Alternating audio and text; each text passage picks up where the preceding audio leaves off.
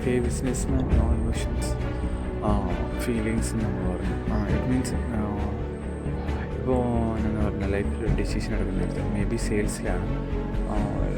Okay, ഒരു 1 crore property sale ചെയ്യാൻ വേണ്ടി വെച്ചേക്കാം.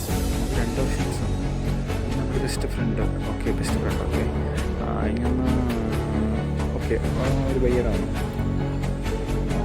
1 crore പ്രോപ്പർട്ടിയാണ്. നമ്മൾ പറഞ്ഞ് ബയ്യറാണെങ്കിൽ അത് മേടിക്കാൻ എമൗണ്ട് റെഡിയാണ്. അതിനേക്കാളും കൂടുതൽ ഓക്കെ നമ്മൾ ഡിമാൻഡ് തന്നെ കൂടുതൽ തരും. പക്ഷേ ഇനി നമ്മുടെ ഫ്രണ്ടാണ്, അവൻ ചോദിച്ചു തരൂല്ലേ, മീൻസ് ആരായാലും ബെസ്റ്റ് ഫ്രണ്ടാണ്. അപ്പോൾ ആ ഡിസിഷനിൽ മെയിൻലി 90% ആൾക്കാർക്ക് ബെസ്റ്റ് ഫ്രണ്ടിനെ കൊടുക്കത്തുള്ളൂ. അവനിനി കാണുന്നില്ല, ശരിയാണ്, ബെസ്റ്റ് ഫ്രണ്ടാണ്, അവനെ ബട്ട് ഒരു ഈ സമയത്ത് ഡിസിഷൻ എടുക്കാനായിട്ട് അങ്ങനെ ഒരിക്കലും എടുക്കരുത്. നമുക്ക് ഏതാ പ്രോഫിറ്റ് അത് മാത്രം.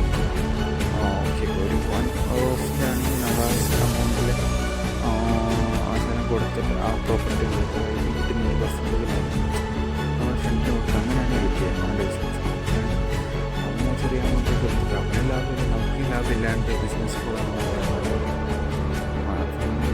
ബിസിനസ് മെയിനായിട്ട് ഡിസിഷൻ എടുക്കാനായിട്ട് no feelings and no emotions. പിന്നെ ഒരു ഇമോഷൻസ് ഫീലിങ്സ് വരുന്നതെന്ന് വെച്ചാൽ ചില ഫാമിലി പ്രോപ്പർട്ടികൾ അത് എങ്ങനെയാണ് ഓക്കെ അവരുടെ ഓർമ്മയ്ക്ക് വേണ്ടി ഉള്ളതായിരിക്കും. ഇപ്പോൾ ആ ഡിസിഷനിൽ നമ്മൾ വിറ്റില്ലെങ്കിൽ 2 കാര്യങ്ങളുണ്ട്. എന്ന് പറഞ്ഞാൽ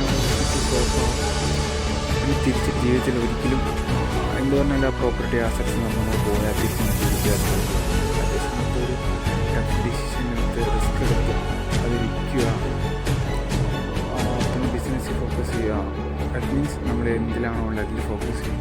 പിന്നെ നമുക്ക് വേണമെങ്കിൽ ബൈ ചെയ്യാം ആദ്യത്തിന് ഉറച്ച്. അപ്പോൾ അവിടെ ഇമോഷണലായിട്ട് ഫീലിങ്സിൽ വിചാരിച്ചുകൊണ്ടിരുന്നു എൻ്റെ വില്ലപ്പിന് പ്രോപ്പർട്ടിയാണ്, അവിടെ ഓർമ്മയ്ക്ക് ഇതേ ഉള്ളൂ. ശരിയാണ്, ഓർമ്മയ്ക്ക് ഇതുള്ളതായിരിക്കും, ബട്ട് അത് വെച്ചുകൊണ്ട് ഇരുന്നിട്ടൊരു ഉപകാരമില്ല.